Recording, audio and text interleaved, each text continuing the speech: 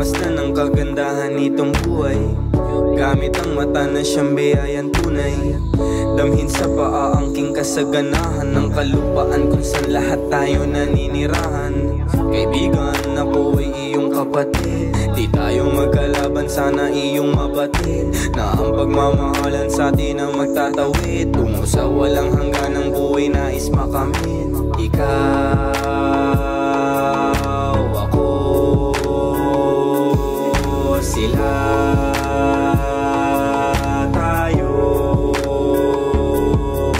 Ikaw,